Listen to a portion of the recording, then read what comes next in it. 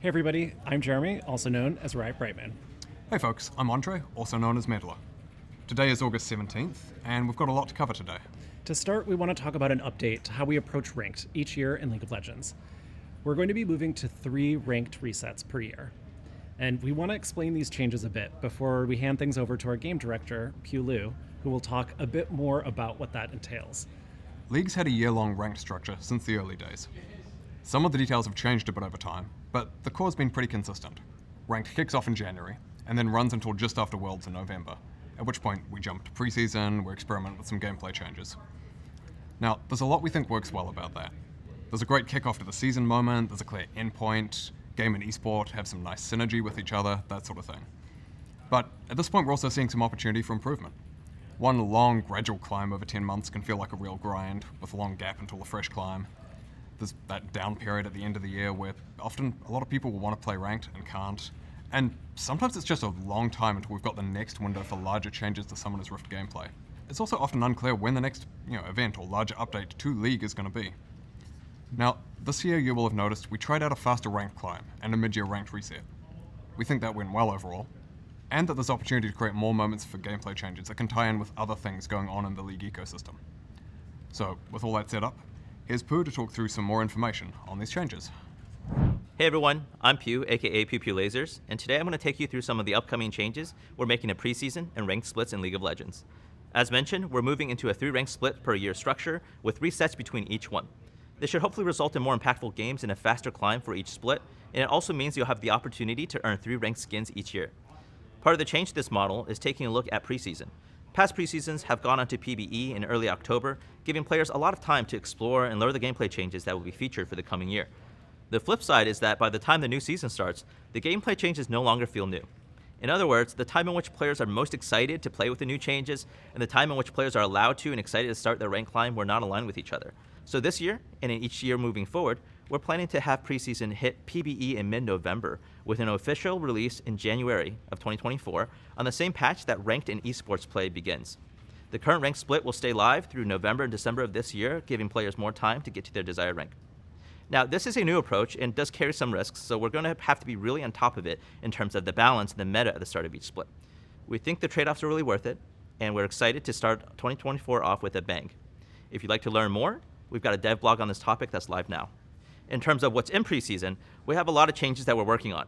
We're looking at terrain adjustments to parts of Summoner's Rift, changes to map objectives, and significant modifications to the item system, some of which I'd love to share with you today. Earlier this year, we said that we weren't really happy with how Mythic items landed, and that we were open to removing the system entirely if the changes implemented didn't bring us closer to where we wanted it to be. And well, they didn't. So starting in January of 24, Mythic items will be removed from League of Legends. Trying to serve the needs of a bunch of different champions in a class with a few Mythic items has proven to be really challenging. And while it works pretty well for about half the roster, the other half is left with items that don't feel really right for them or have their creativity stifled. While the Mythic item tier will be removed, we will be adjusting current Mythic items that players really like to be exciting options rather than prescriptive centerpieces. So that means you can go back to buying Infinity Edge with Trinity Force if you'd like. You can learn more about other item changes and everything else we're cooking for preseason when we do the full reveal, coming soon. TM. Next up, we also know a lot of you have been waiting for some news on what's up for Arena after the Soulfighter event. We're really excited about the response to Arena, and we think there's a lot of opportunity to make it even better again. Arena's debut run will end with the Soulfighter event, as previously discussed, but that's so we can take it down, make a bunch of upgrades to it. So, the game modes team is already underway on that work, and the next version of Arena will drop in early December. We're still figuring out exactly what will be in that update, but we're looking at things like adding a lot more augments to give more game-to-game variety, improved champion viability so you can have a good time bringing a larger variety of your favorite champions into Arena, some map adjustments, and ways of playing with more than just one friend. So on the subject of game modes, while we're taking Arena behind the scenes for some updates, we do have another game mode that is finally giving us time to shine again. Nexus Blitz is coming back in late October for a 5-week run. Now we know this has been a long time coming, especially because we promised you'd see Nexus Blitz in 2022, and we did not deliver on that. Now the game plays as you remember it, though with a few tweaks to account for changes since its last appearance, like the updated jungle items. On a different note, as we mentioned in a previous dev update, we're still also working on improving bot AI to both enhance the new player experience and also make playing against bots feel more like a real game. We'll be having our first player-facing technical test of the new bots on PBE sometime next month. We're currently focusing our bot work on helping new players learn the game. So these bots are deliberately intro-level at the moment. We expect most of you to crush them easily, but we'd still love your feedback on how they look and feel. And check out the dev blog that just went live today for more info on how to do that. Okay, that's nearly it for us from today.